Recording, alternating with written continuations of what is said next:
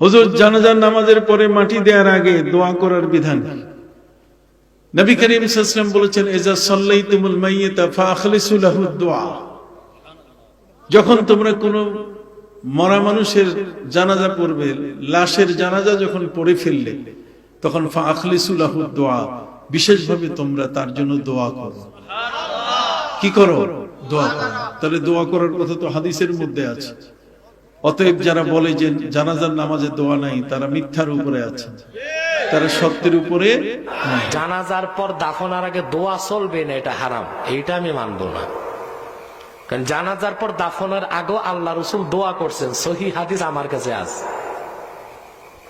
হাদিসটি এসেছে মাজমাউ জাওয়ায়েদে, হাদিসটি এসেছে কানজুল উম্মালে, হাদিসটি এসেছে আহমদ বিন হাম্বলের মুসনাদে। রাসূল মিশকাত শরীফের মধ্যে বলছে, কিতাবুল জানায়েজের মধ্যে বলছে, ইজা সাল্লাইতুম আলাল মাইয়িতি ফাখলিসু লাহু দুআ। যখন তোমরা মাইয়িতের জানাজার নামাজ পড়ে ফেলো, নবীও বলছে জানাজার নামাজ, মাইয়িতের নামাজ, জানাজার নামাজ পড়ে ফেলো, তখন অনতি বিলম্বে মাইয়িতের জন্য খাস করে দোয়া করো। সুবহানাল্লাহ জোরে বল।